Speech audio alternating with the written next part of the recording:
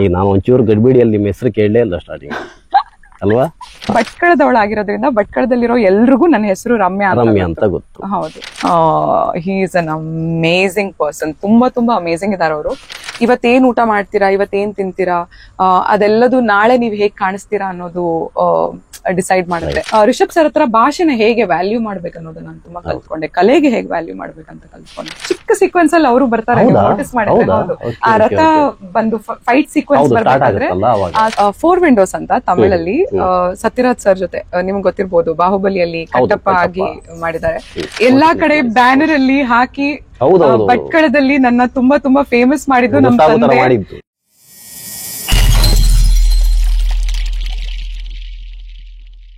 Hi ಎಲ್ರಿಗೂ ನಮಸ್ಕಾರ. ನಮ್ಮ ಚಾನಲ್ನ ಮತ್ತೊಂದು ವಿಡಿಯೋಗೆ ಸ್ವಾಗತ. ಸ್ನೇಹಿತರೆ, ಕಾಂತಾರ ಸಿನಿಮಾದ ಬಗ್ಗೆ ನಿಮಗೆ ಎಲ್ಲರಿಗೂ ಗೊತ್ತಿದೆ ಮತ್ತು ಜಗತ್ತಿನಾದ್ಯಂತ ಸದ್ದು ಮಾಡುವಂಥ ಸಿನಿಮಾ. ಅದರಲ್ಲಿ ನಮ್ಮೂರ ಕುವಾರಿ ಅಂದರೆ ನಮ್ಮೂರ ಕಲಾವಿದೆಯೊಬ್ಬರು ಅದರಲ್ಲಿ ಅಭಿನಯ ಮಾಡಿದ್ದು ತುಂಬ ನಮ್ಮೂರವರಿಗೆ ಅತ್ಯಂತ ಹೆಮ್ಮೆಯ ವಿಚಾರವಾಗಿದೆ. ಸೊ ಆ ನಿಟ್ಟಿನಲ್ಲಿ ಇವತ್ತು ಅವರು ನಮ್ಮ ಜೊತೆ ಇದ್ದಾರೆ. ಸೊ ಅವರ ಸಂಪೂರ್ಣ ಸಂದರ್ಶನವನ್ನು ಮಾಡೋಣ ಅಂತ ನಾನು ಈ ಒಂದು ವಿಡಿಯೋವನ್ನು ಮಾಡ್ತಾ ಇದ್ದೀನಿ. ಮೊದಲು ಅವ್ರಿಗೆ ಈ ಕಾರ್ಯಕ್ರಮಕ್ಕೆ ಸ್ವಾಗತವನ್ನು ಕೋರಿದ್ದೆ. ನಮಸ್ತೆ. ತಮಗೆ ಈ ಚಾನ್ಸ್, ಈ ಅವಕಾಶ ಹೇಗೆ ಸಿಕ್ತು ಅನ್ನೋದು?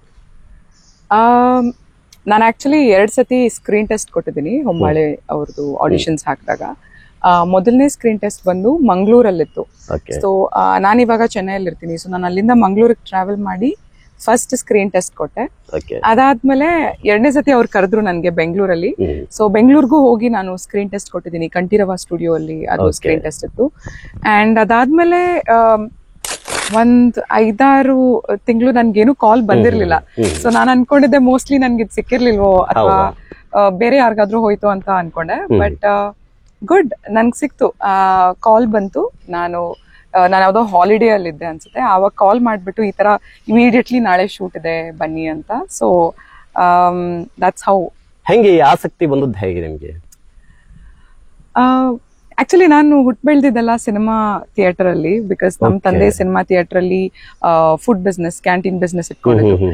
ಸೊ ಹಾಗಾಗಿ ನಾನು ಸಣ್ಣದಿಂದ ಸಿನಿಮಾ ನೋಡ್ತಾನೆ ಬೆಳೆದಿರೋದ್ರಿಂದ ಮೋಸ್ಟ್ಲಿ ನನ್ಗಲ್ಲಿ ನನ್ನ ಮೈಂಡ್ ಅಲ್ಲಿ ಮ್ಯಾನಿಫೆಸ್ಟ್ ಆಗಿರ್ಬೋದು ಅನ್ಸುತ್ತೆ, ನಾನ್ ಸಿನಿಮಾದಲ್ಲಿ ಬರ್ಬೇಕು ಅಂತ. ಆದ್ರೆ ನಾನು ಓದಿದ್ದೆಲ್ಲ ಕಂಪ್ಲೀಟ್ಲಿ ಡಿಫ್ರೆಂಟ್. ನಾನ್ ಸಿನಿಮಾಗ್ ಬರ್ತೀನಂತ ನಂಗೂ ಗೊತ್ತಿರ್ಲಿಲ್ಲ. ಮೋಸ್ಟ್ಲಿ ಅದು ಡೆಸ್ಟಿನಿ ಅನ್ಸುತ್ತೆ. ಏನ್ ಆಗ್ಬೇಕಂತ ಇರುತ್ತೋ ಅದು ಹಾಗೆ ಆಗ್ತಾ ಹೋಗುತ್ತಲ್ವಾ, ನಿಮ್ಮನ್ನ ಅಲ್ಲಿ ಕರ್ಕೊಂಡ್ ಬರುತ್ತೆ. ಸೊ ಹಾಗಾಗಿ ಸಿನಿಮಾದಲ್ಲಿ ಬರೋ ತರ ಆಯ್ತು. ನಾನು ಒಂಚೂರು ಗಡಿಬಿಡಿಯಲ್ಲಿ ನಿಮ್ಮ ಹೆಸರು ಕೇಳಲೇ ಇಲ್ಲ ಸ್ಟಾರ್ಟಿಂಗ್ ಅಲ್ವಾ? ಸೊ ನನ್ನ ಹೆಸರು ರಮ್ಯಾ, ಬಟ್ ನನ್ನ ಸ್ಕ್ರೀನ್ ಹೆಸರು ಐರಾ ಕೃಷ್ಣ. ಸೊ ನೀವೆಲ್ಲರೂ ನನ್ನ ಐರಾ ಕೃಷ್ಣ ಅಂತ ಅಡ್ರೆಸ್ ಮಾಡ್ಬೋದು. ಈಗ ನೀವು ಇನ್ಸ್ಟಾದಲ್ಲಿ ಸಿಗೋದು ಐರಾ ಕೃಷ್ಣ ಅಂತಾನೆ. ಎಲ್ಲಾ ಕಡೆ ನನ್ನ ಅಫಿಷಿಯಲ್ ಹೆಸರು ಎಲ್ಲಾ ಕಡೆ ಚೇಂಜ್ ಆಗಿದೆ. ಬಟ್ ಭಟ್ಕಳದವಳಾಗಿರೋದ್ರಿಂದ ಭಟ್ಕಳದಲ್ಲಿರೋ ಎಲ್ರಿಗೂ ನನ್ನ ಹೆಸರು ರಮ್ಯಾ ಅಂತ ಗೊತ್ತು. ಹೌದು. ಈಗ ನೀವು ಕಾಂತಾರ ಸಿನಿಮಾ ಆಗೋಕ್ಕಿಂತ ಹಿಂದೆ ಮತ್ತೇನಾದ್ರೂ ಮಾಡಿದ್ರ ಸಿನಿಮಾ ವಿಷಯದಲ್ಲಿ ಅಥವಾ? ತುಂಬಾ ಮಾಡಿದೀನಿ. ಹೌದು, ಮಾಡಿದ್ವಿ. ಏನೆಲ್ಲ ಮಾಡಿದ್ರಿ?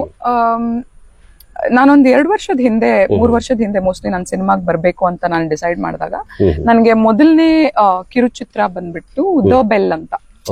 ಸೊ ಆ ಕಿರುಚಿತ್ರ ಬಂದು PRK ಆಡಿಯೋ ಅಲ್ಲಿ ಅದನ್ನ ರಿಲೀಸ್ ಮಾಡಿದ್ರು. ಸೊ ಅದಾದ್ಮೇಲೆ ಇನ್ನೊಂದು ಕಿರುಚಿತ್ರ ಮಾಡಿದೆ, ಲಾಸ್ಟ್ ಆರ್ಡರ್ ಅಂತ. ಸೊ ಕನ್ನಡ DOP ನಿಮ್ಗೆ ಗೊತ್ತಿದ್ರೆ Satya Hegde sir is a very big DOP. So ಅವರ ಪ್ರೊಡಕ್ಷನ್ ಅಲ್ಲಿ ನಾನು ವರ್ಕ್ ಮಾಡಿದೆ. ಅಂಡ್ ಅದಕ್ಕೆ ತುಂಬಾ ಅವಾರ್ಡ್ ಬಂತು. ಬ್ಯಾಂಗ್ಳೂರ್ ಇಂಟರ್ನ್ಯಾಷನಲ್ ಫಿಲ್ಮ್ ಫೆಸ್ಟಿವಲ್ ಅಲ್ಲಿ, ಆಮೇಲೆ ತುಂಬಾ ಕಡೆ ನನ್ಗೆ ಬೆಸ್ಟ್ ಆಕ್ಟ್ರೆಸ್ ಅಂತ ಅವಾರ್ಡ್ ಬಂತು. ಸೊ ಅಲ್ಲಿಂದ ಸ್ಟಾರ್ಟ್ ಮಾಡಿ ಕನ್ನಡದಲ್ಲಿ 1 ಸಿನಿಮಾದಲ್ಲಿ ಮಾಡಿದೆ, ಧರಣಿ ಮಂಡಲ ಮಧ್ಯದೊಳಗೆ ಅಂತ. ಅದಾದ್ಮೇಲೆ ನನ್ಗೆ ತಮಿಳಲ್ಲಿ ಅಪರ್ಚುನಿಟಿ ಸಿಕ್ತು. ಸೊ ತಮಿಳಲ್ಲಿ 2 ಸಿನಿಮಾ ಮಾಡಿದೆ. ಮತ್ತೆ ಬಂದ್ ಕನ್ನಡದಲ್ಲಿ ಮಾಡಿದೆ. ಕಾಂತಾರ ನನ್ ಮೋಸ್ಟ್ಲಿ 5ನೇ ಸಿನಿಮಾ ಅನ್ಸುತ್ತೆ. ಹೌದಾ? ಹೌದು. ಈಗ ಎಲ್ರಿಗೂ ಪ್ರಶ್ನೆ ಇರೋದು ನಿಮ್ಮ ಓದು ಅಥವಾ ಏನ್ ಕಲ್ತ್ರಿ, ಆನಂತರ ಸಿನಿಮಾ ರಂಗಕ್ಕೆ ಹೇಗೆ ಕಾಲಿಟ್ರಿ ಅನ್ನೋದು. ಆಕ್ಚುಲಿ ನಾನು ಓದಿದ್ ಬೆಳೆದಿದ್ದೆಲ್ಲ ಹೊನ್ನಾವರ ಭಟ್ಕಳದಲ್ಲಿ. ಹೊನ್ನಾವರದಲ್ಲಿ ನನ್ನ ಪ್ರೈಮರಿ ಸ್ಕೂಲಿಂಗ್ ಆಗಿದೆ. ಅಂಡ್ ಭಟ್ಕಳದಲ್ಲಿ ಆನಂದಾಶ್ರಮಲ್ಲಿ ನಾನು ಓದಿದ್ದು. ನಾನು ಆನಂದಾಶ್ರಮ ಕಾನ್ವೆಂಟ್ ಅಲ್ಲಿ ಓದಿದ್ದು. ಅಂಡ್ ಅದಾದ್ಮೇಲೆ ನೆಕ್ಸ್ಟ್ ಓದ್ಬೇಕು ಅಂದಾಗ ನನ್ಗೆ ಉಡುಪಿಯಲ್ಲಿ MGM ಕಾಲೇಜಲ್ಲಿ ನನ್ಗೆ ಅಪರ್ಚುನಿಟಿ ಸಿಕ್ತು. ಬಿಕಾಸ್ ನಾನು ಸ್ಪೋರ್ಟ್ಸ್ ಕೋಟಾ ಅಲ್ಲಿ ಜಾಯಿನ್ ಆದೆ. ಸೊ ಇಂಜಿನಿಯರಿಂಗ್ ನಾನು ಬೆಂಗಳೂರಲ್ಲಿ ಮಾಡಿದೆ. ಸೊ ನಾನು ಇಂಜಿನಿಯರಿಂಗ್ ಗ್ರಾಜುಯೇಟ್. ಅಂಡ್ ಅದಾದ್ಮೇಲೆ ಸಿನಿಮಾದ್ಮೇಲೆ ನಂಗೇನು ಜಾಸ್ತಿ ಅಷ್ಟು ಮೊದಲಿಂದ ಆಸಕ್ತಿ ಇತ್ತು ಅಂತ ನನ್ಗದ್ ರಿಯಲೈಸ್ ಆಗಿರ್ಲಿಲ್ಲ. ಬಟ್ 2018ರಲ್ಲಿ ಮಿಸ್ ಇಂಡಿಯಾ ಅಲ್ಲಿ ನಾನು ಪಾರ್ಟಿಸಿಪೇಟ್ ಮಾಡಿದ್ದೆ. ಸೊ ಮಿಸ್ ಇಂಡಿಯಾಗ್ ಹೋದಾಗ ನಾನ್ ಕರ್ನಾಟಕ ಇಂದ ಫೈನಲಿಸ್ಟ್ ಆಗಿದ್ದೆ. ಸೊ ಕರ್ನಾಟಕನ ನಾನು ರೆಪ್ರೆಸೆಂಟ್ ಮಾಡಿದ್ದೆ ಮಿಸ್ ಇಂಡಿಯಾದಲ್ಲಿ. ಸೊ ಅದಾದ್ಮೇಲೆ ನನ್ ಮೋಸ್ಟ್ಲಿ ಸಿನಿಮಾದಲ್ಲಿ ಒಂದ್ ಸ್ವಲ್ಪ ಇಂಟ್ರೆಸ್ಟ್ ಬರಕ್ ಸ್ಟಾರ್ಟ್ ಆಯ್ತು. ಅಂಡ್ ಹೋಗ್ತಾ ಹೋಗ್ತಾ ನನ್ಗೇನು ಮೋಸ್ಟ್ಲಿ ನನ್ನ ಚೈಲ್ಡ್ಹುಡ್ ಇಂದ ತುಂಬಾ ನನ್ಗೆ ಸಿನಿಮಾ ಇನ್ಫ್ಲೂಯೆನ್ಸ್ ಇದ್ದಿದ್ರಿಂದ ನನ್ಗೇನು ಜಾಸ್ತಿ ಅದ್ರ ಮೇಲೆ ಏನು ಫೋಕಸ್ ಮಾಡ್ಬೇಕು. ಅಂಡ್ ಒಂದ್ ಕಲಾವಿದ ಆಗ್ಬೇಕಂದ್ರೆ ಸುಮ್ನೆ ಯಾರು ಆಗಕ್ಕಾಗಲ್ಲ, ಅದ್ ನಮ್ಮಲ್ಲಿ ಇರ್ಬೇಕು, ಮೊದ್ಲಿಂದನೂ ಅದ್ ನಮ್ಮಲ್ಲಿ ಇರ್ಬೇಕು. ನಾಳೆ ಡಿಸೈಡ್ ಮಾಡ್ಬಿಟ್ಟು ನಾಳೆ ಆಕ್ಟರ್ ಯಾರು ಆಗಕ್ಕಾಗಲ್ಲ. ಸೊ ಅದ್ ನನ್ನಲ್ಲಿ ಇತ್ತು ಅನ್ಸುತ್ತೆ, ಆ ಸಲುವಾಗಿ ಈಸಿ ಆಗ್ತಾ ಹೋಯ್ತು. ಹೌದು. ಈಗ ನಿಮ್ಮನ್ನ ನೋಡೋ ರೀತಿ ಲೈಕ್ ನಿಮ್ಮ ಚೈಲ್ಡ್ಹುಡ್ ಫ್ರೆಂಡ್ಸ್ ಇರ್ಬೋದು ಅಥವಾ ನಿಮ್ಮ ಕ್ಲಾಸ್ಮೇಟ್ಸ್ ಇರ್ಬೋದು, ತುಂಬಾ ಖುಷಿ ಆಗಿದೆ. ಬಿಕಾಸ್ ತುಂಬಾ ಜನರಿಗೆ ಆಕ್ಚುಲಿ ನಾನು ಕನ್ನಡ ಸಿನಿಮಾದಲ್ಲಿ ಮಾಡಿದೀನಿ ಅಥವಾ ತಮಿಳ್ ಸಿನಿಮಾಲ್ ಮಾಡಿದೀನಿ ಅಂತ ಗೊತ್ತೇ ಇರ್ಲಿಲ್ಲ ಕಾಂತಾರ ಮಾಡೋ ತನಕ. ಬಟ್ ಈಗ ಎಲ್ರಿಗೂ ತುಂಬಾ ಅಂದ್ರೆ ತುಂಬಾ ಖುಷಿ ಆಗಿದೆ. ನಂಗೆ ತುಂಬಾ ಜನ ರೀಚ್ ಮಾಡ್ತಾ ಇದಾರೆ. ತುಂಬಾ ಕ್ಲಾಸ್ಮೇಟ್ಸ್ ನಂದು, ನನ್ನ ಫ್ಯಾಮಿಲಿ ಅವರು, ಊರ್ನವರು ಎಲ್ರು ನನ್ಗೆ ಮೆಸೇಜ್ ಕಳಿಸ್ತಾ ಇದಾರೆ. ನನ್ಗೀಗ ತುಂಬಾ ಜನ ಮೆಸೇಜ್ ಮಾಡಿ ಹೇಳ್ತಾ ಇದಾರೆ ದಟ್ ಈಗ ನಮ್ಮನೇಲಿ ಹೇಳ್ತಾ ಇದಾರೆ ನೀನ್ ಯಾಕೆ ಹೋಗ್ಬಿಟ್ಟು ಸಿನಿಮಾದಲ್ಲಿ ಆಕ್ಟ್ ಮಾಡಬಾರ್ದು, ನೋಡು ಅವಳು ಬರ್ತಾ ಇದ್ದಾಳೆ ಸಿನಿಮಾದಲ್ಲಿ ಅಂತ. So it's a very nice thing. Because ನಮ್ಮೂರ್ ತುಂಬಾ ಕನ್ಸರ್ವೇಟಿವ್ ಅಂಡ್ ತುಂಬಾ ಚಿಕ್ಕ ಟೌನ್ ಆಗಿರೋದ್ರಿಂದ ಎಲ್ರಿಗೂ ಏನ್ ಅನ್ಸುತ್ತಂದ್ರೆ ಬರೀ ಇಂಜಿನಿಯರಿಂಗ್ ಇಲ್ಲ ಡಾಕ್ಟರ್ ಆದ್ರೆ ಮಾತ್ರ ಅದೊಂದು ಒಳ್ಳೆ ಪ್ರೊಫೆಷನ್ ಅಂತ ಅನ್ಸುತ್ತೆ. ಕಲಾವಿದರಾಗೋದು ತುಂಬಾ ಒಳ್ಳೆ ಪ್ರೊಫೆಷನ್. ಎಲ್ಲಾ ಪ್ರೊಫೆಷನ್ ಅಲ್ಲೂ ಅದಕ್ಕಾದ ಎಕ್ಸ್ಪೋಜರ್ ಇದೆ. ಅದು ಈ ಫೀಲ್ಡ್ ಅಂತ ಇಲ್ಲ, ಅವ್ರಿಗೆ ಯಾವ ಫೀಲ್ಡ್ ಅಲ್ಲಿ ಇಷ್ಟ ಇದೆಯೋ ಆ ಫೀಲ್ಡ್ ಅಲ್ಲಿ ಅವ್ರು ವರ್ಕ್ ಮಾಡ್ಬೇಕು. ಅವಾಗ್ಲೇನೆ ಒಂದ್ ಇಂಜಿನಿಯರ್ ಒಂದ್ ಡಾಕ್ಟರ್ ಬಿಟ್ಟು ಬೇರೆ ಎಲ್ಲಾ ಪ್ರೊಫೆಷನ್ಗೂನು ಯುನೋ ನಾವು ಅದರಲ್ಲಿ ಎಕ್ಸ್ಪೋಜರ್ ತಗೊಳ್ಬಹುದು. ನಾವು ಶೂಟಿಂಗ್ ಆದ ಸ್ಪಾಟ್ ಬಗ್ಗೆ ಮತ್ತು ಅವ್ರ ಜೊತೆ ಅಂದ್ರೆ ಕಾಂತಾರ ಟೀಮ್ ಜೊತೆ ಹೆಂಗಿತ್ತು ವರ್ಕ್, ಏನ್ ಕತೆ, ಆ ಶೂಟಿಂಗ್ ಅಟ್ಮಾಸ್ಫಿಯರ್ ಹೇಗಿತ್ತು, ಆ ಅನುಭವ ಹೇಗಿತ್ತು?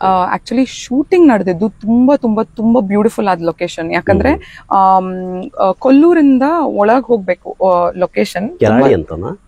ಕೆರಾಡಿ ಅಲ್ಲ, ಜಡ್ಕಲ್ಗಿಂತ ಸ್ವಲ್ಪ ಒಳಗ್ ಹೋಗಿ ಅದೊಂದು ಹಿಲ್ಲಲ್ಲಿ ಸೆಟ್ ಹಾಕಿದ್ರು. ಸೊ ಶೂಟಿಂಗ್ ಲೊಕೇಶನ್ ಆಕ್ಚುಲಿ ತುಂಬಾ ತುಂಬಾ ತುಂಬಾ ಚೆನ್ನಾಗಿತ್ತು. ಬೆಳಿಗ್ಗೆ ಎದ್ದ ತಕ್ಷಣ ಶೂಟ್ ಲೊಕೇಶನ್ಗೆ ಹೋದ್ರೆ 3-4 ಹಂಗೆ ಪರ್ವತಗಳಿದ್ವು, ಹಾಗೆ ಫಾಲ್ಸ್ ಇದ್ವು, 2-3 ಕಡೆಯಿಂದ ಫಾಲ್ಸ್ ಕಾಣಿಸ್ತಾ ಇತ್ತು. ಬೆಳಿಗ್ಗೆಲ್ಲ ಫುಲ್ ಮಂಜಾಗಿರ್ತಾ ಇತ್ತು. ಅಂಡ್ ಮಧ್ಯಾಹ್ನ ಆಗ್ತಿದ್ದಂಗೆ ಸ್ವಲ್ಪ ಫುಲ್ ಶೆಕೆ ಸ್ಟಾರ್ಟ್ ಆಗ್ತಾ ಇತ್ತು. ಸೊ ಲೊಕೇಶನ್ ವೈಸ್ ತುಂಬಾ ಚೆನ್ನಾಗಿತ್ತು. ಅಂಡ್ ಬಿಕಾಸ್ ರಿಷಬ್ ಸರ್ ಇದೆ ಲೊಕೇಶನ್ ಅವರಾಗಿರೋದ್ರಿಂದ, ಕುಂದಾಪುರದವರಾಗಿರೋದ್ರಿಂದ ಜಾಸ್ತಿ ಶೂಟಿಂಗ್ ಎಲ್ಲ ಈ ಕಡೆನೆ ಆಗಿರೋದು. ಎಲ್ಲ ಕಾಡಿಂದ ಹಿಡಿದು ಎಲ್ಲದೂ ಈ ಕಡೆನೆ ಆಗಿರೋದು. ಸೊ ತುಂಬಾ ಚೆನ್ನಾಗಿತ್ತು ಶೂಟಿಂಗ್ ಲೊಕೇಶನ್. ನನ್ಗೆ ತುಂಬಾ ಒಳ್ಳೆ ಎಕ್ಸ್ಪೀರಿಯನ್ಸ್ ಇದು. ಬಿಕಾಸ್ ನನ್ ಮನೆ ಹತ್ರ ಬಂದು ನಾನ್ ಇಲ್ಲಿ ಶೂಟ್ ಮಾಡಿದ್ದು ನನ್ಗೆ ತುಂಬಾ ಖುಷಿ ಇದೆ. ಅಂಡ್ ಜಾಸ್ತಿ ನಾನ್ ನನ್ನ ಮನೆಯಲ್ಲಿ ಒಂದ್ 4-5 ವರ್ಷದಿಂದ ಇದ್ದಿದ್ದು ಕಾಂತಾರ ಶೂಟಿಂಗ್ ಸ್ಟಾರ್ಟ್ ಆದ್ಮೇಲೆ. ಅಲ್ಲಿ ತನಕ ಏನೋ ಅವಕಾಶ ಆಯ್ತು ಈ ಕಡೆ ಬಂದು ಬರ್ತಾ ಇದ್ದೆ, ಬಟ್ ಇಷ್ಟು ಫ್ರೀಕ್ವೆಂಟ್ ಆಗಿ ಬರ್ತಾ ಇರ್ಲಿಲ್ಲ. ಈಗ ಒಂದ್ ವರ್ಷಕ್ಕೆ ನಾನು ಒಂದ್ 5 ಸತಿ ಆದ್ರೂ 6 ಸತಿ ಆದ್ರೂ ಮನೆಗೆ ಬರ್ತೀನಿ. ಅದು ಆಕ್ಚುಲಿ ಸ್ಟಾರ್ಟ್ ಆಗಿದ್ದೆ ಕಾಂತಾರದಿಂದ ಸ್ಟಾರ್ಟ್ ಆಗಿದ್ದು. ಹೌದು.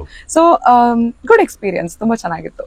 ಈಗ ಎಲ್ರಿಗೂ ಕುತೂಹಲ ಇರೋದು ನಿರ್ದೇಶಕ ರಿಷಬ್ ಶೆಟ್ಟಿ ಬಗ್ಗೆ. He is an amazing person. ತುಂಬಾ ತುಂಬಾ ಅಮೇಝಿಂಗ್ ಇದಾರೆ ಅವರು. ಅವ್ರಿಗೆ ಸಿನಿಮಾದ ಮೇಲೆ ಎಷ್ಟು ಆಸಕ್ತಿ ಇದೆ ಅಂದ್ರೆ, ನಾವ್ ಎಷ್ಟು ಗಂಟೆಗೆ ಬೆಳಿಗ್ಗೆ ಎದ್ದು ಬರ್ತೀವೋ ಫಸ್ಟ್ ಶಾಟಿಗೆ, ನಾವ್ ಎಷ್ಟು ಗಂಟೆ 6 ಗಂಟೆ 6:30ಗೆಲ್ಲ ಫಸ್ಟ್ ಶಾಟ್ ಇರ್ತಾ ಇತ್ತು.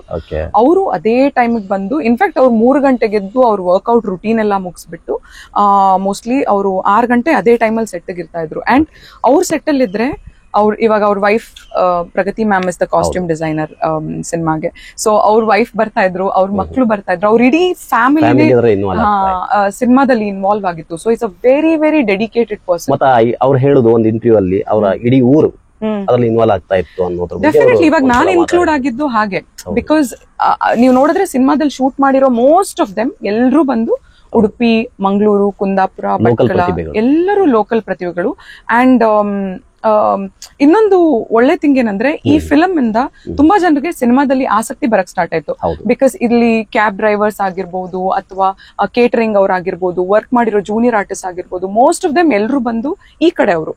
ಸೊ ಹಾಗಾಗಿ ಎಲ್ರಿಗೂ ಎಂಪ್ಲಾಯ್ಮೆಂಟ್ ಸಿಗಕ್ ಸ್ಟಾರ್ಟ್ ಆಯ್ತು. ಎಲ್ರಿಗೂ ಗೊತ್ತಾಯ್ತು ಓಕೆ ಸಿನಿಮಾದಲ್ಲಿನೂ ಒಂದು ಯುನೋ ಎಕ್ಸ್ಪೋಜರ್ ಸಿಗುತ್ತೆ, ಅದ್ರಲ್ಲಿನೂ ಸ್ಯಾಲರಿ ಇರುತ್ತೆ, ಅದ್ರಲ್ಲಿನೂ ಒಂದು ಸ್ಟ್ರಕ್ಚರ್ಡ್ ವೇ ಆಫ್ ವರ್ಕಿಂಗ್ ಇರುತ್ತೆ ಅಂತ. ಸೊ ಹಾಗಾಗಿ ಅವ್ರ ಜೊತೆ ವರ್ಕ್ ಮಾಡಿದಂತೂ ನಾನು ತುಂಬಾ ಕಲ್ತ್ಕೊಂಡೆ ಅವ್ರ ಜೊತೆ. ಸಿನಿಮಾದಲ್ಲಿ ಇರ್ಬೇಕು ಅಂದ್ರೆ ಯಾಕಷ್ಟು ಡೆಡಿಕೇಟೆಡ್ ಆಗಿರ್ಬೇಕು ಅಂತ. ರೈಟ್. ಬಿಕಾಸ್ ನೀವು ಇವತ್ತೇನ್ ಊಟ ಮಾಡ್ತೀರಾ, ಇವತ್ತೇನ್ ತಿಂತೀರಾ, ಅದೆಲ್ಲದು ನಾಳೆ ನೀವು ಹೇಗ್ ಕಾಣಿಸ್ತೀರಾ ಅನ್ನೋದು ಡಿಸೈಡ್ ಮಾಡುತ್ತೆ. ಸೊ ಹಾಗಾಗಿ ನಾನ್ ತುಂಬಾ ಫುಡ್ ಅಲ್ಲಿ ಡಿಸಿಪ್ಲಿನ್ ಆದೆ, ಬೆಳಿಗ್ಗೆ ಹೇಳೋದ್ರಲ್ಲಿ ತುಂಬಾ ಡಿಸಿಪ್ಲಿನ್ ಆದೆ. ಕನ್ನಡ ನನ್ಗೆ ತುಂಬಾ ಚೆನ್ನಾಗಿ, ಈಗ ನಾನ್ ಚೆನ್ನಾಗಿ ಮಾತಾಡ್ತೀನಿ ಕನ್ನಡ. ಹೌದು, ಅಂದ್ರೆ ನಾನು ಕನ್ನಡ ಮೊದ್ಲಿಂದನೂ ಮಾತಾಡ್ತಾ ಇದ್ದೆ. ಬಟ್ ಆದ್ರೆ ಏನಾಗ್ತಾ ಇತ್ತು ಅಂದ್ರೆ, ಬಿಕಾಸ್ ನಾ ಬೇರೆ ರಾಜ್ಯಕ್ಕೆ ಹೋಗಿ ಅಲ್ಲಿರೋದ್ರಿಂದ, ಒಂದ್ ಕಡೆ ಹೋದ್ಮೇಲೆ ಅಲ್ಲಿ ಸ್ವಲ್ಪ ಆದ್ರೂ ಇನ್ಫ್ಲೂಯೆನ್ಸ್ ಆಗುತ್ತೆ ನಮ್ಗೆ, ಬಿಕಾಸ್ ಆ ಕಡೆ ಈ ಕಡೆ ಇರೋರೆಲ್ಲ ಬೇರೆ ಭಾಷೆಯವರು. ಬಟ್ ಇಲ್ಲಿ ಬಂದ್ಮೇಲೆ ನಾನು ಕನ್ನಡ ಜಾಸ್ತಿ ಬಳಸಕ್ ಸ್ಟಾರ್ಟ್ ಮಾಡಿದೆ.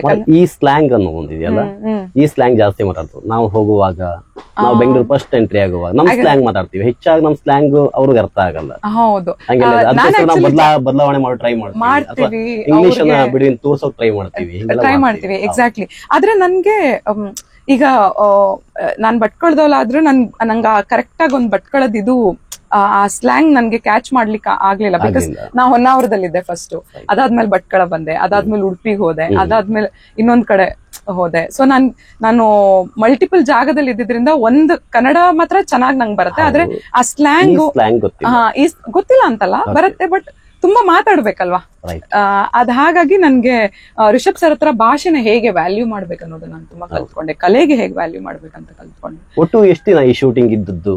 ನನ್ಗೊಂದು 40 ದಿನ ಇತ್ತು ಅನ್ಸುತ್ತೆ. ನನ್ ಶೂಟ್ ಆಲ್ಮೋಸ್ಟ್ 40 ದಿನ ಇತ್ತು.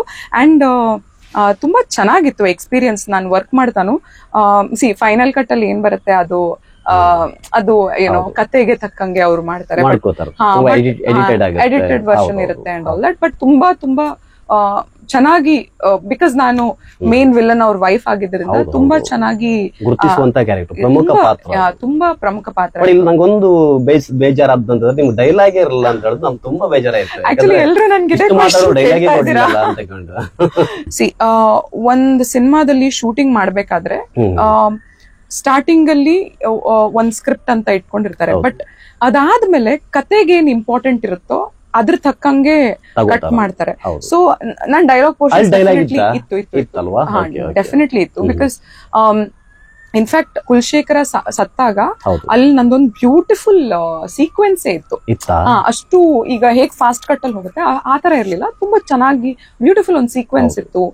ಅರ್ಲಿ ಮಾರ್ನಿಂಗ್ ಶಾರ್ಟ್ ಅಲ್ಲಿ ಯುನೋ ಗಂಡ ಸತ್ತಾಗ ಹೇಗ್ ಅದೊಂದು ನೋವಿರುತ್ತೆ, ಆಮೇಲೆ ಅಲ್ಲಿ ಕೆಲವು ಡೈಲಾಗ್ಸ್ ಇದ್ವು, ತುಂಬಾ ಚೆನ್ನಾಗಿತ್ತು. ತುಂಬಾ ದೊಡ್ಡದಾಯ್ತು ಡ್ಯೂರೇಷನ್, ಹಾಗಾಗಿ ತುಂಬಾ ಕಟ್ ಮಾಡಿರ್ಬೋದು. ಬಟ್ ನಂಗೆ ತುಂಬಾ ಖುಷಿ ಇದೆ ಸಿನಿಮಾದಲ್ಲಿ ವರ್ಕ್ ಮಾಡಕ್ಕೆ, ಯಾಕಂದ್ರೆ ಈ ಸಿನಿಮಾದಲ್ಲಿ ನಟಿಸ್ಬೇಕಂತ ತುಂಬಾ ಜನ ಟ್ರೈ ಮಾಡ್ತಾ ಇರ್ತಾರೆ. ಈ ಸಿನಿಮಾದಲ್ಲಿ ಒಂದ್ ಅವಕಾಶ ಸಿಗೋದಕ್ಕೆ ಲಕ್ಷಾಂತರ ಜನ ಏನೋ ಕಷ್ಟ ಪಡ್ತಾ ಇರ್ತಾರೆ. ಬಟ್ ನಾನ್ ಇದ್ರಲ್ಲಿ ಆಲ್ರೆಡಿ 2-3 ಸತಿ ಆಡಿಷನ್ ಮಾಡ್ಬಿಟ್ಟು 1 ವರ್ಷ ಆದ್ಮೇಲೆ ನಂಗೆ ಕಾಲ್ ಬಂದ್ರೇನು ನನ್ಗೆ, ನಾನ್ ಅನ್ಕೊಂತೀನಿ ಇದ್ ನನ್ ಪುಣ್ಯ. ಯಾಕಂದ್ರೆ ಅಷ್ಟು ದೊಡ್ಡ ಕಲಾವಿದ್ರ ಜೊತೆ ವರ್ಕ್ ಮಾಡೋದು ಚಿಕ್ಕ ವಿಷಯ ಅಲ್ವೇ ಅಲ್ಲ. And Rishab sir is a divine star. ನನ್ಗೆ ಅವ್ರ ಅಂಡರ್ ಕೆಲಸ ಮಾಡಿದ್ದು ತುಂಬಾ ಖುಷಿ ಇದೆ. And it's just the beginning ಅಲ್ವಾ, ನಾನು ಈಗ ಸ್ಟಾರ್ಟ್ ಮಾಡ್ತಾ ಇದ್ದೀನಿ. ಸೊ ಅವ್ರ ಲರ್ನಿಂಗ್ಸ್ ಏನ್ ನಾನು ಕಲ್ತಿದ್ದೀನಿ ಅದ್ ನನ್ ಜೊತೆಗೆ ಯಾವಾಗ್ಲೂ ಇರುತ್ತೆ. ಮತ್ ನಿಮ್ಗೆ ಅಲ್ಲಿ ಎಕ್ಸ್ಪ್ರೆಸ್ ಇದೆಯಲ್ಲ, ನೀವು ಮಾಡಿದ ಎಕ್ಸ್ಪ್ರೆಸ್ ಅದು ಸಾಕು, ಬೇಕಾದಷ್ಟು ಆಗೋಯ್ತು. ಆಕ್ಚುಲಿ ನಾನು ಅನ್ಕೊಂಡಿರ್ಲಿಲ್ಲ, ಬಿಕಾಸ್ ತುಂಬಾ ಲಿಮಿಟೆಡ್ ಪೋರ್ಷನ್ಸ್ ಅಲ್ಲಿ ನಾನು ಬರೋದ್ರಿಂದ ನಾನು ಅನ್ಕೊಂಡಿದ್ದೆ ಮೋಸ್ಟ್ಲಿ ಓಕೆ ಏನೋ ಮಾಡಿದೀನಿ, ಒಳ್ಳೆ ಸ್ಟಾರ್ಟ್ ಅಂತ. ಬಟ್ ಜನರ ರೆಸ್ಪಾನ್ಸ್ ನೋಡ್ಬಿಟ್ಟು ನನ್ಗೆ ತುಂಬಾ ಖುಷಿ ಆಯ್ತು. ಬಿಕಾಸ್ ಎಲ್ರು ನನ್ನ ಇವಾಗ ಸೋಷಿಯಲ್ ಮೀಡಿಯಾದಲ್ಲಿ ಟ್ಯಾಗ್ ಮಾಡ್ತಾ ಇದ್ದಾರೆ, ಹುಲಿ ಜೊತೆಗೆಲ್ಲ ಹಾಕ್ಬಿಟ್ಟು ಇಂಪ್ಯಾಕ್ಟ್ 100%, ಮನಗೆದ್ದ ರಾಣಿ, ಕನಸಿನ ರಾಣಿ, ಹಂಗೆಲ್ಲ ಏನೇನೋ ಮೀಮ್ಸ್ ಎಲ್ಲ ಮಾಡ್ತಾ ಇದಾರೆ. ಸೊ ಅಂದ್ರೆ ಅದ್ ಮಾಡ್ತಾ ಇದಾರೆ ಅಂದ್ರೆ ಡೆಫಿನೆಟ್ಲಿ ಅವ್ರಿಗೆ ಅನ್ಸಿರ್ಬೇಕಲ್ವಾ. ಸೊ ಹಾಗಾಗಿ ಇಟ್ಸ್ ಬ್ಯೂಟಿಫುಲ್. ಆಡಿಯನ್ಸ್ ಜೊತೆ ಕೂತ್ಕೊಂಡು ನೋಡಿದೀನಿ ಆಡಿಯನ್ಸ್ ಜೊತೆ. ಸೊ ನಾನ್ ಬೆಂಗಳೂರಲ್ಲಿ 2-3 ಸತಿ ನೋಡಿದೆ ಸಿನಿಮಾ, ಚೆನ್ನಾಗಿತ್ತು. ಬಟ್ ಅದ್ರಲ್ಲಿ ನಾನ್ ಕಂಪ್ಲೀಟ್ಲಿ ರಾಣಿ ಗೆಟಪ್ ಅಲ್ಲಿ ಬರೋದ್ರಿಂದ ನಾರ್ಮಲಿ ನಾನ್ ಮಾಡರ್ನ್ ಆಗಿ ಹೋದಾಗ ಜನರಿಗೆ ಓಕೆ ಇವಳೇನಾ ಅದು ಅಂತ ಸಡನ್ಲಿ ಗೊತ್ತಾಗ್ತಾ ಇರ್ಲಿಲ್ಲ. ಬಟ್ ಅದ್ರಲ್ಲಿ ನನ್ನ ಪ್ರೆಪ್ ಮಾಡಿದ್ದು ಪ್ರಗತಿ ಮ್ಯಾಮ್, ರಿಷಬ್ ಸರ್ ಅವ್ರ ವೈಫ್. ಅವರು ತುಂಬಾ ಚೆನ್ನಾಗಿ ಒಂದ್ ಲುಕ್ ಡಿಸೈಡ್ ಮಾಡಿದ್ರು. ಅಂಡ್ ಇದೇ ತರ ನಾನ್ ಕಾಣಿಸ್ಬೇಕು ಅಂತ ಎಲ್ಲಾ ಜ್ಯುವೆಲ್ರಿಯಿಂದ ಹಿಡಿದು ಬಟ್ಟೆಯಿಂದ ಹಿಡಿದು ಎಲ್ಲ ಹ್ಯಾಂಡ್ ಪಿಕ್ ಎಲ್ಲ ಡಿಸೈನ್ ಮಾಡಿದ್ದವರು. ಅಂಡ್ ತುಂಬಾ ರಿಸರ್ಚ್ ಮಾಡಿ ಡಿಸೈನ್ ಮಾಡಿದ್ರು. ಸೊ ಹಾಗಾಗಿ ಸಿನಿಮಾದಲ್ಲಿ ನಾವೆಲ್ಲರೂ ಅಷ್ಟು ಚೆನ್ನಾಗಿ ಕಾಣಿಸಕ್ಕೆ ಆಯ್ತು. ಅಂಡ್ ಅವರು ಇಲ್ಲಿಯವರೇ, ಸೊ ಅವ್ರಿಗೆ ಇಲ್ಲಿ ಕಲ್ಚರ್, ಇಲ್ಲಿ ಬಟ್ಟೆ, ಯಾವ ಪಾತ್ರನೂ ಅವರು ಅವಾಯ್ಡ್ ಅಂತ ಮಾಡಿಲ್ಲ. ಪ್ರತಿ ಒಂದು ಕ್ಯಾರೆಕ್ಟರ್ ಇದೆಯಲ್ಲ ಅದು ತೂಕ ಇದೆ, ಅದು ಇದು ನೋಟಿಸ್ ಆಗದೆ ಹೋಗ್ಬಹುದು.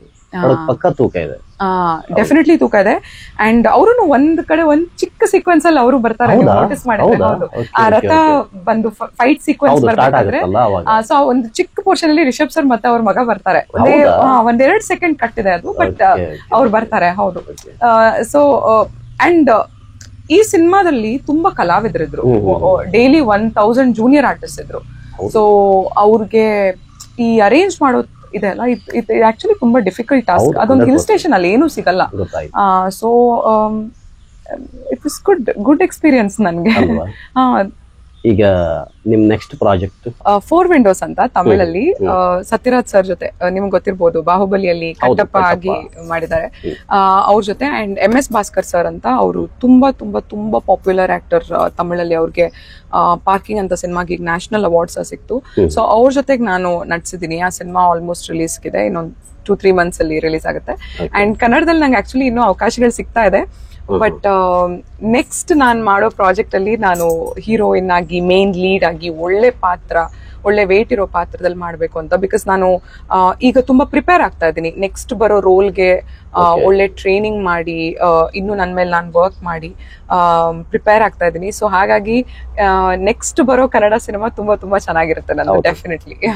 ನಿನ್ನೆ ನೀವು ಮಾತಾಡ್ತಾ ಒಂದು ಮಾತಾಡಿದ್ರಿ, ನಾಳೆ ಒಂದು ಚೆನ್ನಾಗಿದೆ ಇರೋ ಸ್ಟೋರಿ ಹೇಳ್ತೀನಿ ಅಂತ. ನನ್ನ ಲೈಫ್ ಬಗ್ಗೆ ಒಂದು ಒಳ್ಳೆ ಸ್ಟೋರಿ ಏನಂದ್ರೆ, ಯಾವತ್ತು ನನ್ನ ಪೇರೆಂಟ್ಸ್ ಯಾವತ್ತು ನನ್ನ ಪೇರೆಂಟ್ಸ್ ಬಂದು ಇಮಿಡಿಯೇಟ್ಲಿ ಓಕೆ ನೀನ್ ಮದ್ವೆ ಆಗ್ಬೇಕು, ನೀನ್ ಇಲ್ಲಿ ಹೋಗ್ಬಾರ್ದು, ಸಿನಿಮಾದಲ್ಲಿ ನಟಿಸ್ಬಾರ್ದು ಅಥವಾ ಆತರ ನನ್ನ ಮನೆಯಿಂದ ನನ್ಗೆ ಯಾವತ್ತು ಪ್ರೆಷರ್ ಇರ್ಲಿಲ್ಲ. ಬಿಕಾಸ್ ಐ ಥಿಂಕ್ ಒಂದು ಈ ತರದ ಕನ್ಸು ಕಾಣಕ್ಕಾಗೋದು ವೆನ್ ನಿಮ್ಮ ಪೇರೆಂಟ್ಸ್ ನಿಮ್ಗೆ ಚೆನ್ನಾಗಿ ಸಪೋರ್ಟ್ ಮಾಡಿದಾಗ. ಸೊ ನನ್ಗೆ ನಾನು ಇದನ್ನ ನಾನ್ ಸಿನಿಮಾಗ್ ಬರ್ಬೇಕು ಅನ್ಕೊಂಡಾಗ, ನಾನ್ ಸಿನಿಮಾದಲ್ಲಿ ನಟಿಸ್ಬೇಕು ಅನ್ಕೊಂಡಾಗ, ನಾನ್ ಆಕ್ಚುಲಿ ನಮ್ ತಂದೆಗೆ ಹೇಳ್ದೆ, ಈ ತರ ನನ್ಗೆ ಸಿನಿಮಾದಲ್ಲಿ ಅಪರ್ಚುನಿಟಿ ಸಿಗ್ತಾ ಇದೆ ಪಾಪ, ಏನ್ ಮಾಡೋದು ಅಂತ.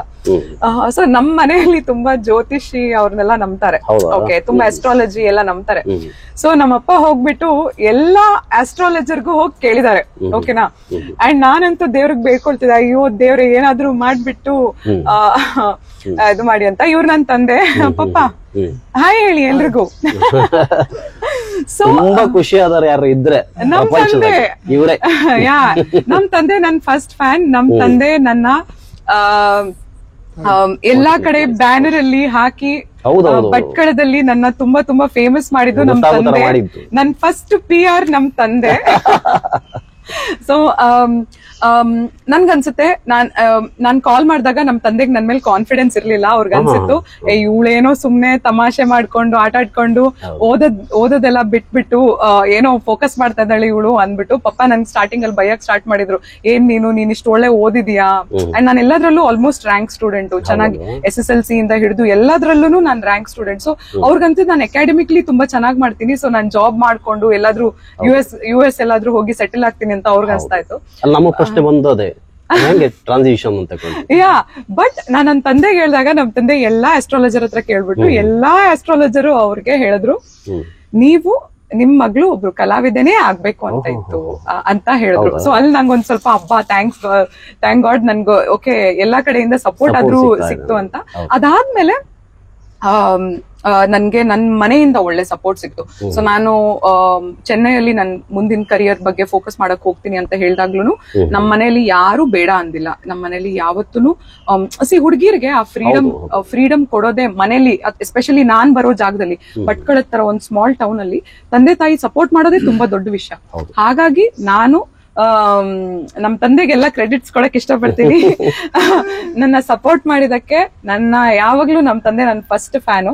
ಸೊ ಎಲ್ಲ ಪೇರೆಂಟ್ಸ್ಗೂ ನಾನು ಹೇಳೋದೇನಂದ್ರೆ, ಸಿನಿಮಾ ರಂಗ ಅಂತಲ್ಲ, ಯಾವುದೇ ರಂಗ ಇರ್ಬೋದು ಅಥವಾ ಯಾವುದೇ ಫೀಲ್ಡ್ ಅಲ್ಲಿ ಇರ್ಬೋದು, ನಿಮ್ಮ ಮಗಳು ಅಥವಾ ನಿಮ್ಮ ಮಗ ಆ ಫೀಲ್ಡ್ ಹೋಗ್ಬೇಕು ಅಂತಿದ್ರೆ ಸಪೋರ್ಟ್ ಮಾಡಿ. ನಿಮ್ ಇನ್ಸ್ಟಾ ಅಕೌಂಟ್ ನೋಡಿದಾಗ ಹೌದು, ಸಾಕಷ್ಟು ಸಾಮಾಜಿಕ ಕಾರ್ಯಗಳನ್ನು ನೀವು ಮಾಡಿದ್ರಿ. ಹೌದು. ಅದ್ ಹೆಂಗೆ, ಅದಕ್ಕೇನು ಪ್ರೋತ್ಸಾಹ ಸಿಕ್ಕಿದ್ದು, ಹೆಂಗಾಯ್ತು ಅದು? ಆಕ್ಚುಲಿ ಇದಕ್ಕೆ ಏನು ಸ್ಟೋರಿ ಇಲ್ಲ. ನಾನು ಕೋವಿಡ್ ಟೈಮಲ್ಲಿ ಫ್ರೀ ಇದ್ದಾಗ ನಾನು BBMPಗೆ ವಾಲಂಟಿಯರ್ ಮಾಡ್ತಾ ಇದ್ದೆ, ಬೆಂಗಳೂರು ಮಹಾನಗರ ಪಾಲಿಕೆಗೆ ನಾನೊಂದು ಕೋವಿಡ್ ವಾಲಂಟಿಯರ್ ಆಗಿದ್ದೆ. ಸೊ ಆಗ ವರ್ಕ್ ಮಾಡ್ತಾ ನನ್ಗೆ ಗೊತ್ತಿಲ್ಲ, ನಂಗೆ ತುಂಬಾ ಟೈಮ್ ಇತ್ತು ಅಂಡ್ ರಿಸೋರ್ಸಸ್ ಚೆನ್ನಾಗಿತ್ತು. ಸೊ ಹಾಗಾಗಿ ನಾನು ಅನ್ಕೊಂಡೆ ಓಕೆ ಏನಾದ್ರು ಮಾಡೋಣ ಅಂದ್ಬಿಟ್ಟು ಎಲ್ರಿಗೂ ನಾವು ಸಪೋರ್ಟ್ ಮಾಡಕ್ ಸ್ಟಾರ್ಟ್ ಮಾಡಿದ್ವಿ, ರೇಷನ್ ಕಿಟ್ ಕೊಡಕ್ ಸ್ಟಾರ್ಟ್ ಮಾಡಿದ್ವಿ, ಮೆಡಿಕಲ್ ಕಿಟ್ ಕೊಡಕ್ ಸ್ಟಾರ್ಟ್ ಮಾಡಿದ್ವಿ. ಆಮೇಲೆ ಯಾರ್ಯಾರಿಗೆ ಹಾಸ್ಪಿಟಲ್ ಬೆಡ್ ಇದೆಲ್ಲ ನೆಸೆಸರಿ ಇರೋರಿಗೆ ಕಾಲ್ ಮಾಡಿ ಅಸಿಸ್ಟ್ ಮಾಡಕ್ ಸ್ಟಾರ್ಟ್ ಮಾಡಿದ್ವಿ. ಸೊ ಹಾಗೆ ಸ್ಟಾರ್ಟ್ ಮಾಡ್ತಾ ಫಸ್ಟ್ ಕೋವಿಡ್ ವೇವ್ ಅಲ್ಲಿ, ಸೆಕೆಂಡ್ ಕೋವಿಡ್ ವೇವ್ ಅಲ್ಲಿ ಇದು ಆಕ್ಸಿಡೆಂಟ್ಲಿ ಆಯ್ತು. ಅದಾದ್ಮೇಲೆ ನಂಗೆ ಗೊತ್ತಿರ್ಲಿಲ್ಲ ನಾನು ಇದನ್ನ ಕಂಟಿನ್ಯೂ ಮಾಡ್ತೀನಿ ಅಂತ. But I think God's grace ಅದು ಹಾಗೆ ಆಗ್ಬೇಕಿತ್ತು ಅನ್ಸುತ್ತೆ. ಸೊ ನಾನು ಚೆನ್ನೈಗೆ ಹೋದ್ಮೇಲೆ ಅಲ್ಲಿ ನಾನೊಂದು ಆರ್ಗನೈಸೇಷನ್ ಆಗಿ ಸ್ಟಾರ್ಟ್ ಮಾಡಿದೆ. ಅದ್ರ ಹೆಸರು ಆಹಾರ ಅಂತ, ಆಹಾರ ಇಂಡಿಯಾ. ಸೊ ಮೇನ್ ಮೋಟೋ ನಮ್ಮ ಆರ್ಗನೈಸೇಷನ್ದು ಟ್ರೈಬಲ್ ಯಾರ್ಯಾರು ಒಂದು ಬುಡಕಟ್ಟು ಜನಾಂಗ ಅಥವಾ ಯುನೋ ಲೋಕಲ್ ಟ್ರೈಬಲ್ಸ್ ಯಾರು ಇರ್ತಾರೋ ಅವ್ರಿಗೆ ಎಜುಕೇಶನ್ ಆಗಿರ್ಬೋದು, ಅಥವಾ ವಿಮೆನ್ ಎಂಪವರ್ಮೆಂಟ್ ಬಗ್ಗೆ ಆಗಿರ್ಬೋದು, ಅಥವಾ ಒಂದು ವಿಮೆನ್ ಹೈಜೀನ್ ಬಗ್ಗೆ ಆಗಿರ್ಬೋದು. ಸೊ ಇದ್ರ ಬಗ್ಗೆ ನಾವು ಜಾಸ್ತಿ ಸಪೋರ್ಟ್ ಮಾಡ್ತಾ ಹೋದ್ವಿ.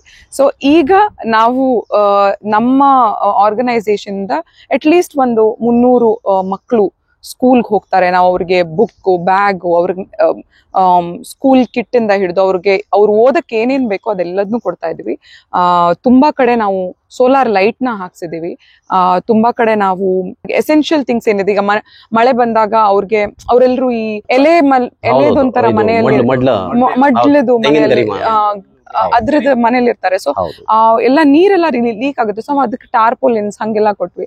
And actually first Covid wave ಅಲ್ಲಿ ಭಟ್ಕಳದಲ್ಲೂ ತುಂಬಾ ಕೆಲಸ ಮಾಡಿದ್ವಿ ನಾವು. ಹೌದು, ಫಸ್ಟ್ ವೇವ್ ಅಲ್ಲಿ ತುಂಬಾ ಕೆಲಸ ಮಾಡಿದ್ವಿ.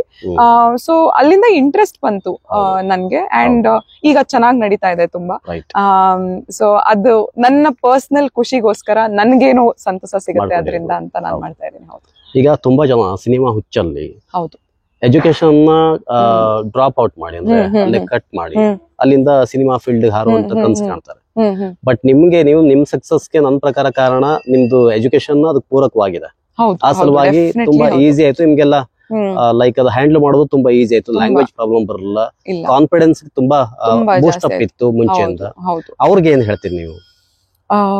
ಆಕ್ಚುಲಿ ಯಾರ್ಯಾರು ಸಿನಿಮಾಗ್ ಟ್ರೈ ಮಾಡ್ತಾ ಇದ್ದೀರಾ ಅಂತ ಯೋಚನೆ ಮಾಡ್ತಾ ಇದ್ದೀರಾ, ಎಲ್ರೂನು ಒಂದ್ ಬೇಸಿಕ್ ಎಜುಕೇಶನ್ ಇಟ್ಕೊಳ್ಳಿ. ಯಾಕಂದ್ರೆ ಎಜುಕೇಶನ್ ಎಲ್ಲದಕ್ಕೂ ಫೌಂಡೇಶನ್. ನೀವು ಚಿತ್ರರಂಗದಲ್ಲಿ ಆಗಿರ್ಬೋದು ಅಥವಾ ಬೇರೆ ಯಾವ ಫೀಲ್ಡ್ ಅಲ್ಲಿ ನಿಮ್ಮನ್ನ ನೀವು ತೊಡಗಿಸ್ಬೇಕಂದ್ರೇನು ಒಂದ್ ಬೇಸಿಕ್ ಎಜುಕೇಶನ್ ಏನಿದೆ ಅದು ನಿಮ್ಗೆ ತುಂಬಾ ಕಾನ್ಫಿಡೆನ್ಸ್ ಆಡ್ ಮಾಡುತ್ತೆ. ತುಂಬಾ ಜನರ ಜೊತೆ ನೀವು ಮಿಂಗಲ್ ಆಗ್ಬೇಕಾದ್ರೇನು ನೀವು ಸ್ಕೂಲಲ್ಲಿ, ಕಾಲೇಜಲ್ಲಿ ಡಿಗ್ರಿ ಓದೋದು ಅದೆಲ್ಲದಕ್ಕೂ ಒಂದು ಫೌಂಡೇಶನ್ ಆಗಿರುತ್ತೆ. ನಿಮ್ಗೆ ಹೇಗ್ ನಡ್ಕೊಬೇಕು, ಯಾರ ಜೊತೆ ಹೇಗೆ ಲಿಮಿಟ್ ಅಲ್ಲಿ ಇರ್ಬೇಕು, ಯಾರ ಜೊತೆಗೆ ಹೇಗ್ ಮಾತಾಡ್ಬೇಕು, ಇದೆಲ್ಲ ನಮ್ಗೆ ಗೊತ್ತಾಗೋದು ನಾವು ಜಾಸ್ತಿ ಓದ್ತಾ ನಮ್ ಆಚೆ ಈಚೆ ಜನರನ್ನ ಮಿಂಗಲ್ ಆದಾಗ. ಅಂಡ್ ಸ್ಕೂಲ್ ಅಥವಾ ಕಾಲೇಜ್ ಅಥವಾ ಡಿಗ್ರಿ ಏನಿದೆ ಇದೊಂದು ಇನ್ಸ್ಟಿಟ್ಯೂಷನ್. ಇದು ಒಂದ್ ಫೌಂಡೇಶನ್ ಕೊಡುತ್ತೆ. ಸೊ ನನ್ಗೆ ತುಂಬಾ ಹೆಲ್ಪ್ ಆಯ್ತು. ಆಕ್ಚುಲಿ ನಾನು ಓದಿದ್ದು ಉಡುಪಿಯಲ್ಲಿ, ಆಮೇಲೆ ನಾನು ಇಂಜಿನಿಯರಿಂಗ್ ಮಾಡಿದ್ ಬೆಂಗಳೂರಲ್ಲಿ. ಆ ದೊಡ್ಡ ಸಿಟಿಗೆ ಹೋದಾಗ ನಾನು ಡೈರೆಕ್ಟ್ಲಿ ನಾನು ಸಿನಿಮಾಗೆ ಹೋಗಿದ್ರೆ ನಾನು ಇಷ್ಟು ಪಾಲಿಶ್ ಆಗಿ ಅಥವಾ ಇಷ್ಟು ಯೋಚನೆ ಮಾಡಿ ನಾನು ಡಿಸಿಷನ್ ತಗೊಳಕ್ ಆಗ್ತಾ ಇರ್ಲಿಲ್ಲ. ಸೊ ನನ್ನ ಎಜುಕೇಶನ್ ನಂಗೆ ಒಳ್ಳೆ ಫೌಂಡೇಶನ್ ಆಯ್ತು ಅಂತ ನಾನು ಹೇಳಕ್ ಇಷ್ಟಪಡ್ತೀನಿ. ಸೊ ಯಾರು ಡಿಗ್ರಿ ಮಾಡದೆ ಸಿನಿಮಾ ಅಥವಾ ಬೇರೆ ಯಾವ ಫೀಲ್ಡ್ ಅಲ್ಲಿ ಹೋಗೋದಿದ್ರು ಒಂದ್ ಡಿಗ್ರಿ ಮಾಡಿದ್ರೆ I think it is good ಅನ್ಸುತ್ತೆ. ಹೌದು. ಕೊನೆ ಮಾತು, ನಿಮ್ ಸ್ವಾತಂತ್ರ್ಯ ಏನ್ ಹೇಳಕ್ ಇಷ್ಟಪಡ್ತೀರಿ? ನಾನ್ ಭಟ್ಕಳದವಳಾಗಿರೋದ್ರಿಂದ ನಾನು ಎಲ್ರಿಗೂ ಹೇಳೋದೇನಂದ್ರೆ, ಇಂಜಿನಿಯರಿಂಗ್, ಡಾಕ್ಟರ್ ಇದೆರಡೇ ಪ್ರೊಫೆಷನ್ ಅಲ್ಲ, ತುಂಬಾ ಪ್ರೊಫೆಷನ್ ಇದೆ. ನೀವು CA ಆಗ್ಬೋದು, ನೀವು IAS ಆಫೀಸರ್ ಆಗ್ಬೋದು, ಗವರ್ಮೆಂಟ್ ಎಂಪ್ಲಾಯಿ ಆಗ್ಬೋದು, ರೈಲ್ವೇಸ್ ಅಲ್ಲಿ ಕೆಲಸ ಮಾಡ್ಬೋದು, ಪೈಲಟ್ ಆಗ್ಬೋದು, ನಟಿ ಆಗ್ಬೋದು, ಕಲಾವಿದೆ ಆಗ್ಬೋದು, ಮ್ಯೂಸಿಕ್ ಕಂಪೋಸರ್ ಆಗ್ಬೋದು, ಇನ್ನೂ ಬೇಜಾನ್ ಪ್ರೊಫೆಷನ್ ಇದೆ. ನಿಮಗೇನ್ ಇಷ್ಟನೋ ನೀವೆಲ್ಲರೂ ಮಾಡ್ಬೇಕು. ಬಿಕಾಸ್ ಈಗ ಹೊಸದಾಗಿ ಬರೋ ಯೂತ್ ಇಂಜಿನಿಯರಿಂಗು, ಡಾಕ್ಟರು ಈ ತರ ಕೆಲಸದಲ್ಲಿ ಲಾಕ್ ಆಗ್ಬೇಡಿ. ನಿಮ್ಗೇನ್ ಕೆಲಸ ಇಷ್ಟ ಆಗುತ್ತೆ ಅದನ್ನ ಕಲೀರಿ, ಚೆನ್ನಾಗಿ ಅದನ್ನ ಓದಿ, ಅದ್ರ ಬಗ್ಗೆ ತಿಳ್ಕೊಳ್ಳಿ, ಅದ್ರ ಮೇಲೆ ಡಿಗ್ರಿ ಮಾಡಿ. ನಾನ್ ನಾಳೆ CA ಆಗ್ಬೇಕಂದ್ರೆ ಅದಕ್ಕೊಂದು ಡಿಗ್ರಿ ಇರುತ್ತೆ, ನಾನು ಪೈಲಟ್ ಆಗ್ಬೇಕಂದ್ರೆ ಅದಕ್ಕೊಂದು ಡಿಗ್ರಿ ಇರುತ್ತೆ. ಅದನ್ನ ಓದಿ, ಅದ್ರ ಮೇಲೆ ಎಫರ್ಟ್ ಹಾಕಿ, ಪ್ಯಾಷನ್ ನ ಬಿಡ್ಬೇಡಿ ಯಾವತ್ತು. ಎಲ್ಲಾ ಪ್ರೊಫೆಷನ್ ಅಲ್ಲೂ ಫೈನಾನ್ಷಿಯಲ್ ಸೆಕ್ಯೂರಿಟಿ ಇದೆ, ಬಟ್ ಅದಕ್ಕೆ ನಾವು ತುಂಬಾ ಎಫರ್ಟ್ ಹಾಕ್ಬೇಕು. ನಾನು ಸಿನಿಮಾಗ್ ಬರ್ಬೇಕು ಅಂತ ನಾನು ಡಿಸೈಡ್ ಮಾಡಿದಾಗ ಬೆಂಗಳೂರಲ್ಲಿ ನನ್ಗೆ ಯಾವಾಗ ಅವಕಾಶಗಳು ಅಷ್ಟು ಎಕ್ಸ್ಪೋಜರ್ ವೈಸ್ ನನ್ಗೆ ಅವಕಾಶಗಳು ಸ್ಟಾರ್ಟಿಂಗ್ ಅಲ್ಲಿ ಕಮ್ಮಿ ಇದ್ದಾಗ ನಾನು ಚೆನ್ನೈಗೆ ಹೋದೆ. ಅಲ್ಲಿ ಎಕ್ಸ್ಪ್ಲೋರ್ ಮಾಡಕ್ ಸ್ಟಾರ್ಟ್ ಮಾಡಿದೆ, ಅಲ್ಲಿ ಎಫರ್ಟ್ ಹಾಕಕ್ ಸ್ಟಾರ್ಟ್ ಮಾಡಿದೆ. ಅದಾದ್ಮೇಲೆ ವಾಪಸ್ ಬೆಂಗಳೂರಿಗೆ ಬಂದೆ. ನನ್ಗೆ ಅವಾಗ ಕಾಂತಾರದಲ್ಲಿ ಅಪಾರ್ಚುನಿಟಿ ಸಿಕ್ತು. ಸೊ ಎಫರ್ಟ್ ಹಾಕಿದಾಗ ಡೆಫಿನೆಟ್ಲಿ ಏನಾದ್ರೂ ಆಗೇ ಆಗುತ್ತೆ. ಎಫರ್ಟ್ ಹಾಕಿ. ಕಷ್ಟ ಪಡಿ, ಆವಾಗ್ಲೇನೆ ಏನಾದ್ರೂ ಆಗೋದು. ಇಲ್ಲ ಅಂದ್ರೆ ಬ್ಯಾಕ್ ಗ್ರೌಂಡ್ ಸಪೋರ್ಟ್ ಇಲ್ದೆ ಅಥವಾ ಸಿನಿಮಾ ಬ್ಯಾಕ್ ಗ್ರೌಂಡ್ ಇಲ್ದೆ ಅಥವಾ ಯಾವುದೇ ಸಪೋರ್ಟ್ ಇಲ್ದೆ ಮುಂದೆ ಬರೋದು ತುಂಬಾ ಕಷ್ಟ. ಹಾಗಾಗಿ ಎಫರ್ಟ್ ಹಾಕಿ ಅಂತ ನಾನು ಹೇಳಕ್ ಇಷ್ಟಪಡ್ತೀನಿ. ತುಂಬಾ ಹೊತ್ತು ನಮ್ ಜೊತೆ ಮಾತಾಡಿದ್ರಿ. Thank you. ತುಂಬಾ ಖುಷಿ ಆಯ್ತು. Thank you. Thank you. ನನ್ಗೆ ತುಂಬಾ ಖುಷಿ ಆಯ್ತು. ಧನ್ಯವಾದ. ತುಂಬಾ ಖುಷಿ ಆಯ್ತು ನಿಮ್ ಜೊತೆಗೆ ಮಾತಾಡಿ. ಇದು ಆಕ್ಚುಲಿ ನಂದು ಊರಲ್ಲಿ ನಂದಿದ್ ಫಸ್ಟ್ ಇಂಟರ್ವ್ಯೂ. ನನ್ಗೆ ತುಂಬಾ ಖುಷಿ ಆಗ್ತದೆ ಊರಲ್ಲಿ ನಾನು ಇಂಟರ್ವ್ಯೂ ಕೊಡ್ಬೋದು ಅಂತ. ಬಿಕಾಸ್ ಇದೆಲ್ಲ ನಾನು ಹುಟ್ಟು ಬೆಳ್ದಿರೋ ಜಾಗ. ಇಲ್ಲೆಲ್ಲ ನಾವು ಆಟ ಆಡ್ಕೊಂಡು ಬೆಳ್ದಿರೋದು. ಸೊ ಈ ಜಾಗಕ್ಕೆ ಬಂದು ನಾನು ಇಂಟರ್ವ್ಯೂ ಕೊಡ್ತಾ ಇರೋದು ನನ್ಗೆ ತುಂಬಾ ಖುಷಿ ಆಗ್ತಾ ಇದೆ. ನಿಮ್ಗೂ ನಿಮ್ ಚಾನೆಲ್ಗೂ ಎಲ್ರಿಗೂ ತುಂಬಾ ಧನ್ಯವಾದಗಳು. Thank you. Thank you so much.